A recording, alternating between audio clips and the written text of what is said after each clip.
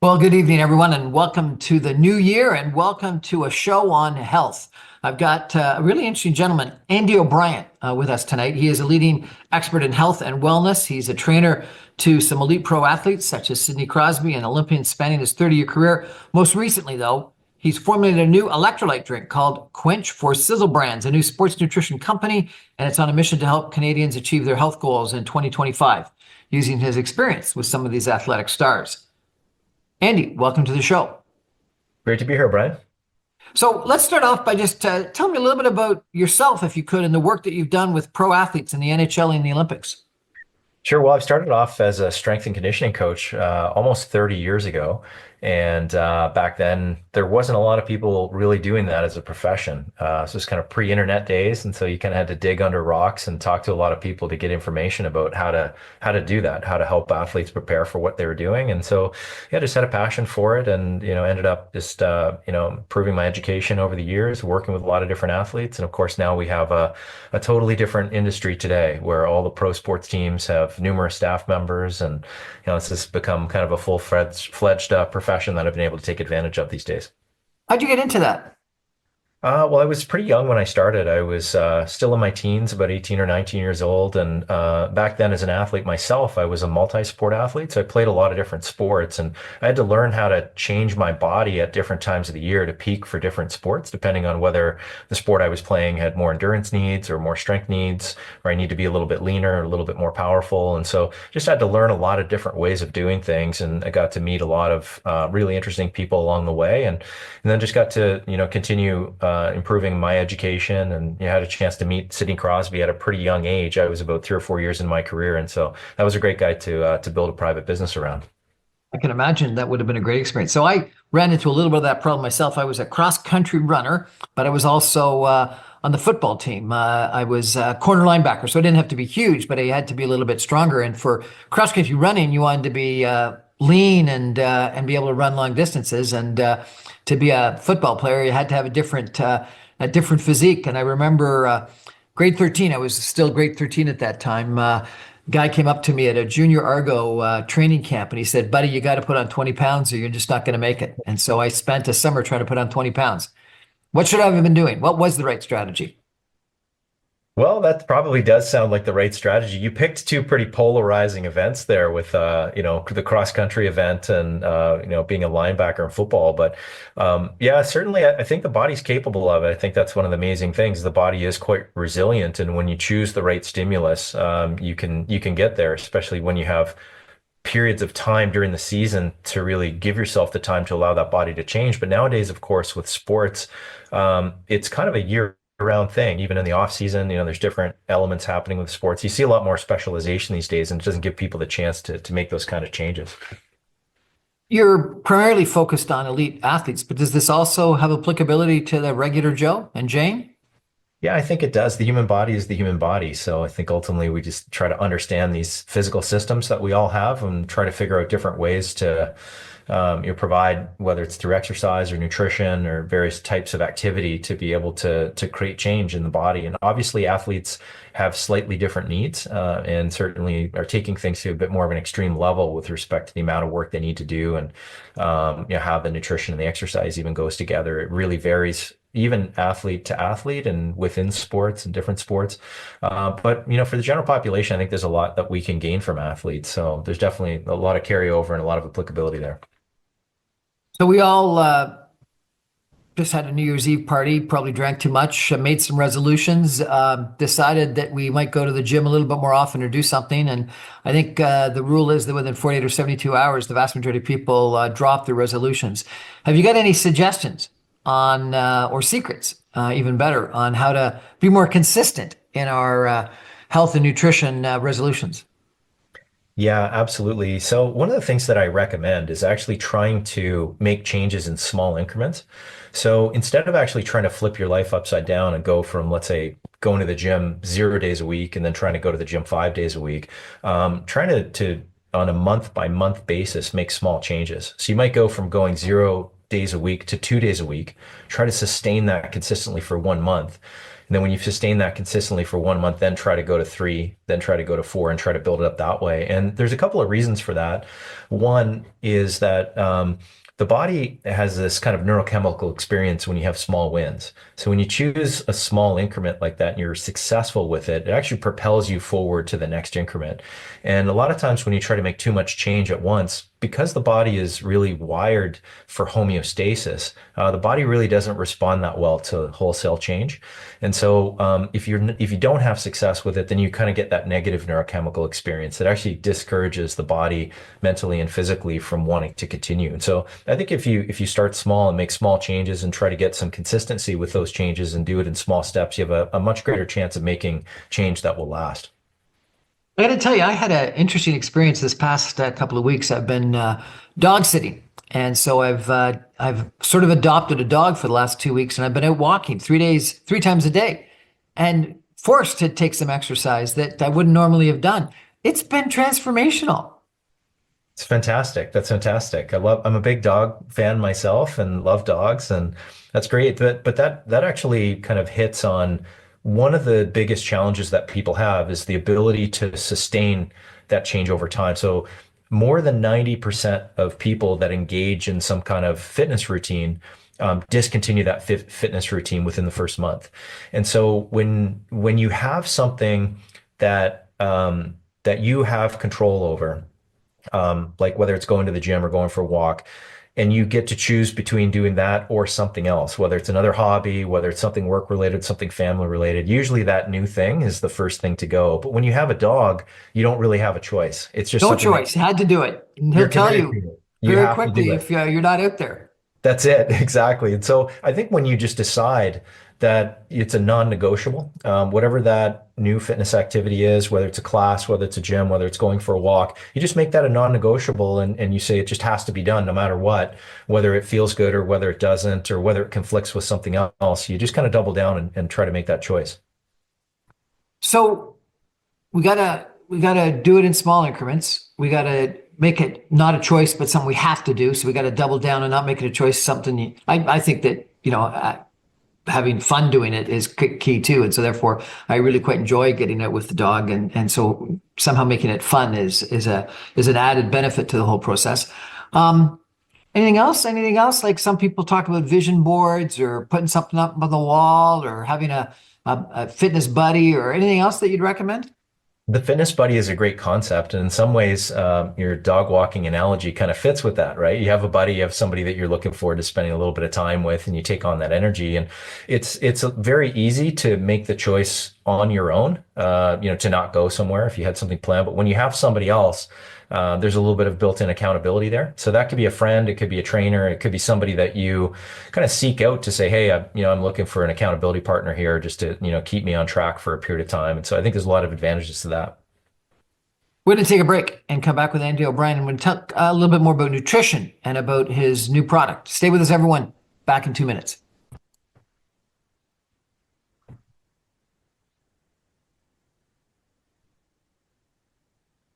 Welcome back, everyone, to the Brian Combie Radio Hour. We're chatting tonight with Andy O'Brien.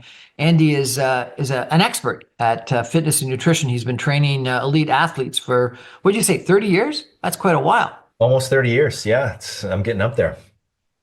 Fantastic, and it's a real pleasure to chat with you. And I think some of the suggestions you've already made are excellent. So thank you for that. We talked about small increments. We've talked about not making it a choice, but making it something you just have to do. We talked about having a buddy, and we talked about making some fun out of it, making sure that it's enjoyable and you're out there and enjoying something that is good for you, not just doing it because it's a struggle. What about nutrition? And the balance between, performance-based nutrition and nutrition for everyday people. Does the nutrition that you'd recommend for elite athletes apply to, again, everyday people?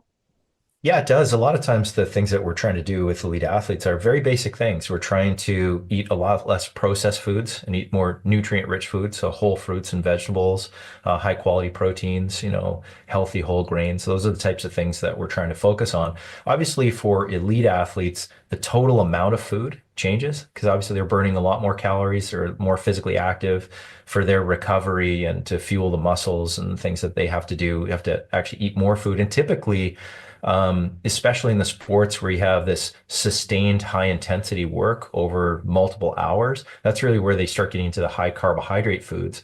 But for a lot of people, it's trying to get rid of the processed foods and the refined carbohydrates and really just trying to eat, high nutrient, low calorie type food. I think those are, pretty safe advice across the board. What are some examples of high nutrient, low calorie foods?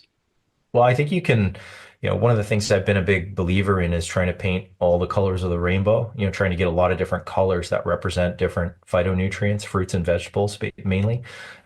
Really high quality processed or high quality meats as opposed to the processed meats. So trying to stay away from the processed foods, trying to eat some of the pasture raised, more natural meats, More pure. submarine sandwiches, no cold cuts?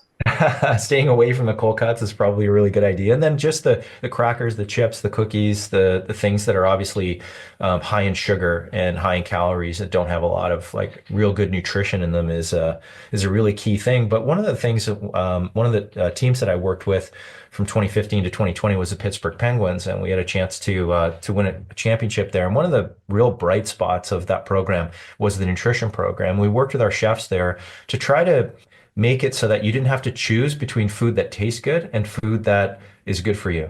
And so we really just set out to try to marry this ability to put food on the plate that the players actually really enjoy. And we did a lot of creative things. We had things like Mexican Mondays, so we would have different themes that we would use different types of culinary dishes. But again, we were always trying to get rid of the sugar, the refined oils, the processed foods, and just eat a lot of really good whole foods and use the flavors of those foods to try to make it really enjoyable for the players.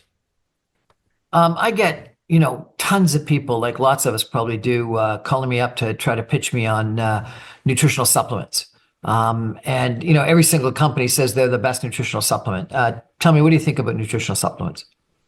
Well, I think the supplements are important, and supplements, when you actually look at most people's diets, quality of the vitamins and minerals coming in the diets and the quality of the nutrients, usually there is some gap there. And even just taking something very simple like vitamin D, for example, it's a pretty well-known fact that most people in the northern hemispheres don't get enough vitamin D through the winter months. So it's not always easy to get everything that you need through food.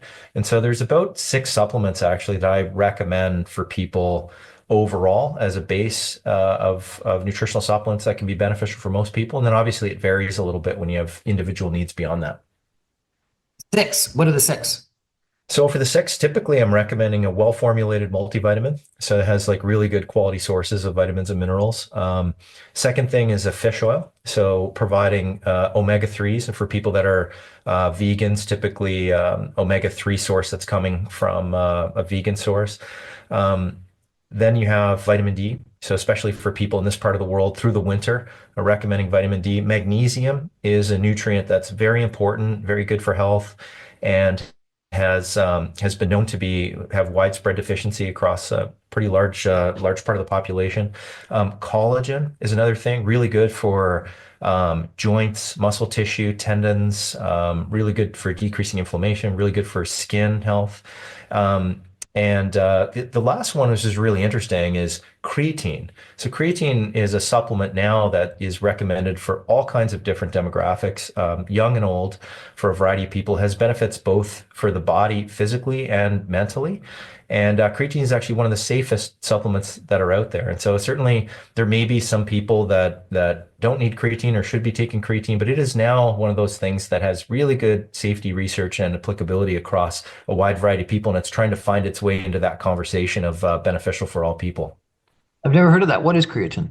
So creatine has been around for a while as a sports supplement. So it was used for athletes to improve power and explosiveness. And it was also used for building muscle. And it slowly has been around for a very long time and just has kind of really got there with respect to the type of research. And you don't have to take a lot of creatine. 3 to 5 grams is enough creatine, but can be beneficial for women and men, people who are athletes, non-athletes. And again, has both benefits for the brain and the body. Fantastic. Collagen. I didn't know you could actually consume collagen.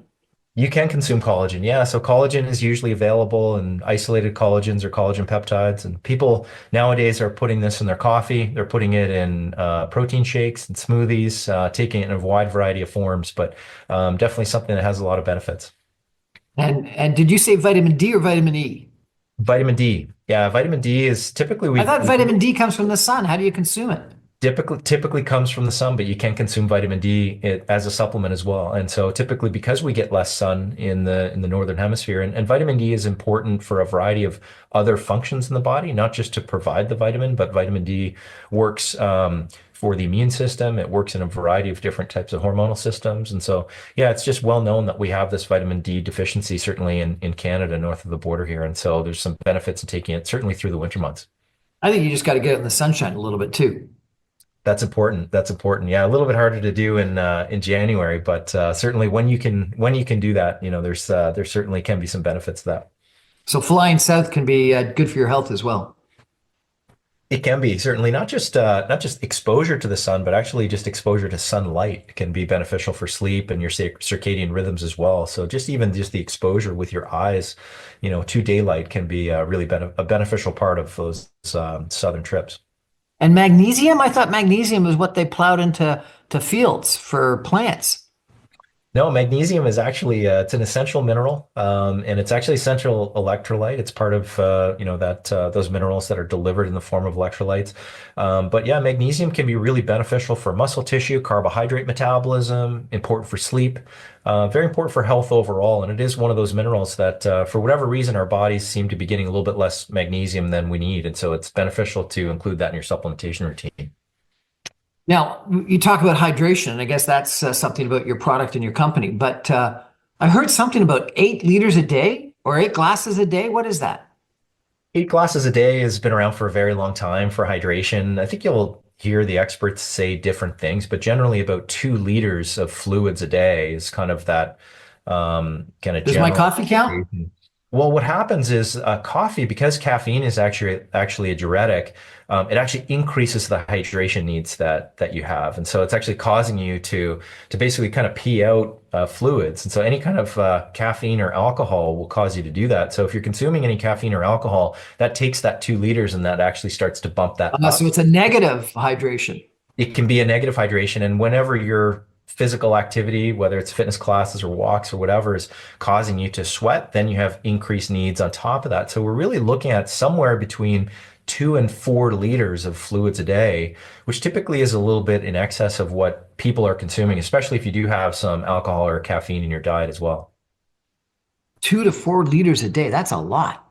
It's a little bit more than what most people realize, right? And so I think that there's some benefits in just educating people. And one of the things that I've noticed in hydration is not everybody likes to get that with just water. A lot of people like to drink juice, sports drinks, different beverages, sodas. And so one of the things that can happen is if you are consuming those fluids throughout the course of the day and you like to have something with some taste, you can accumulate a lot of sugar and a lot of different types of chemicals. And so a lot of people accumulate a majority of the sugar that they intake during a day through fluids. Diet Cokes. Yeah, yeah. Well, that's the thing, and that's ultimately one of the main reasons why we formulated CWENCH, which is our electrolyte product, is that we wanted to be able to provide that hydration without the input of sugar, where a lot of sports drinks, do have sugar included in them as well. So tell us a little bit. This is a company called Cizzle Brands, and you've got a product called CWENCH Hydration. Tell us about it.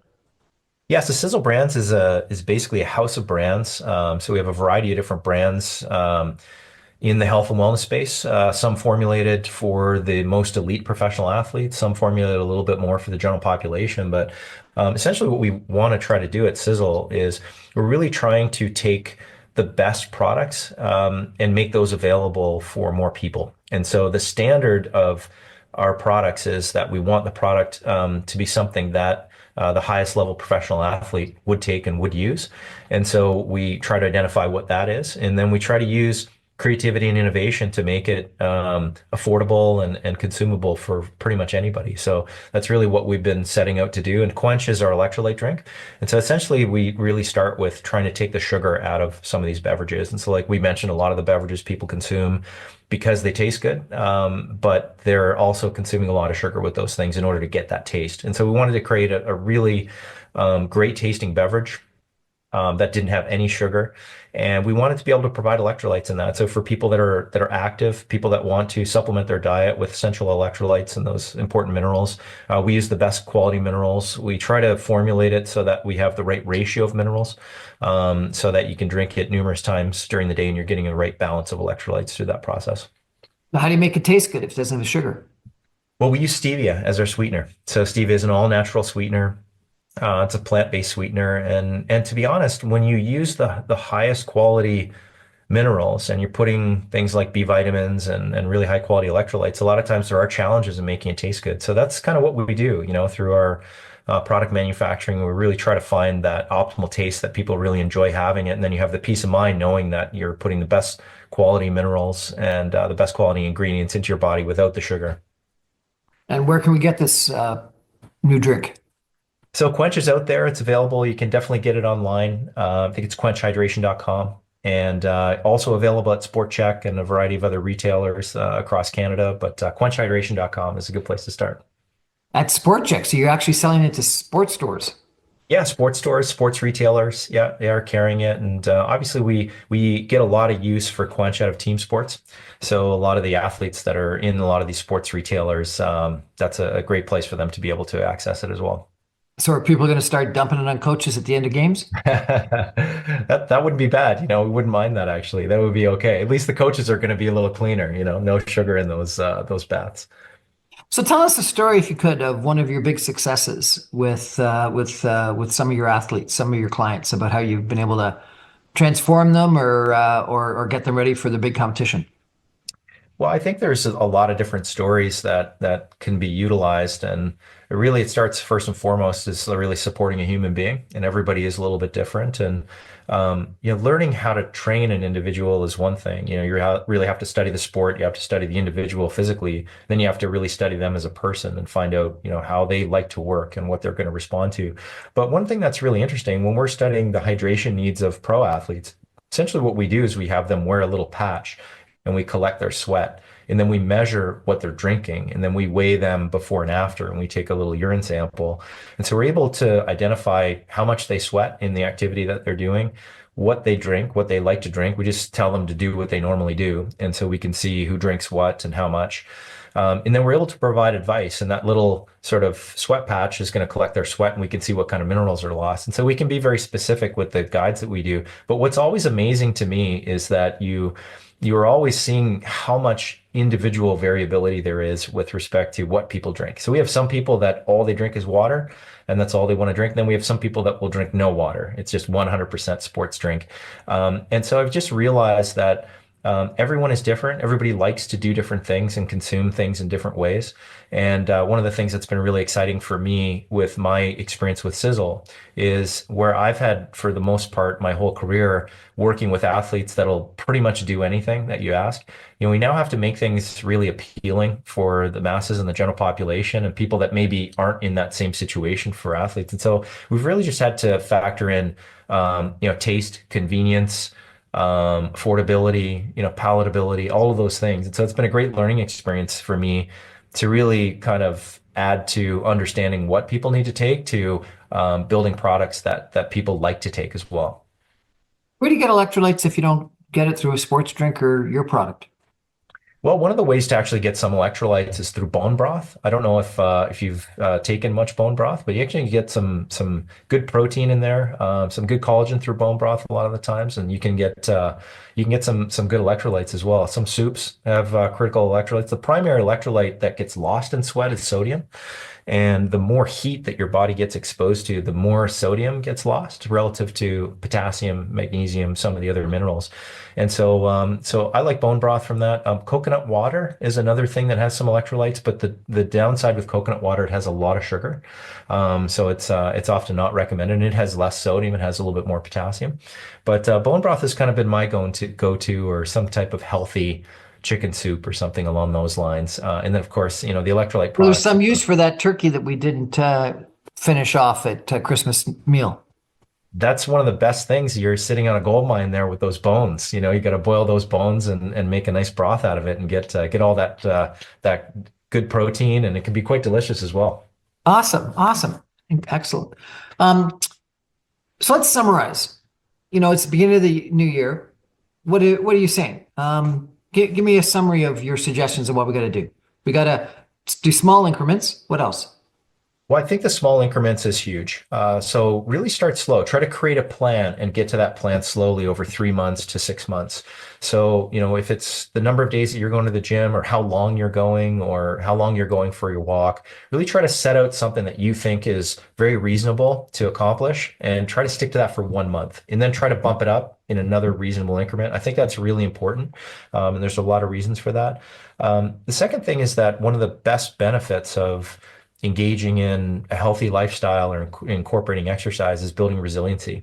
So resiliency is important at a physical level, but also at a mental and emotional level as well, so that when stress comes into our life, we're a bit more prepared for that. And so I think if you look at resiliency as part of the goal of exercise, you can start to see the challenges and some of the negatives, which is the discomfort you might feel, or the difficulty, or the motivation aspect of it. And you start to see that as positive. The more difficult it is, the more uncomfortable it becomes, the greater the benefits, because you have an opportunity to work through it and build that resiliency. So I think that's one of the greatest benefits, and you almost start to invite the pain a little bit and almost turn that into a positive. And I think the third thing is just really understanding that nutrition is something that it's hard to change, because our bodies get adapted to what we like to do, and we start to crave the things that we like to do. But again, when you stick to it, and when you're consistent, and you make some just very simple and wise choices, and your body really begins to reap the benefits of that, and you get past that kind of 3-week to 1 month period, you now start to crave the good things and the new things that you're doing. So I think that if you stick it out for the whole month of January and get to February, you'd be really surprised at what you're capable of then. Fantastic. And remind us the name of your product. So CWENCH Hydration and Cizzle Brands. CWENCHhydration.com is a great place to start. And Brian, really appreciate it. Thanks for joining us tonight. Thank you, Brian. It's a pleasure. We're going to take a break, and when I come back, I'm going to introduce you to someone else who has transformed their life in a way that I think will inspire us for the new year. Stay with us, everyone. Back in 2 minutes. Andy O'Brien, really appreciate it.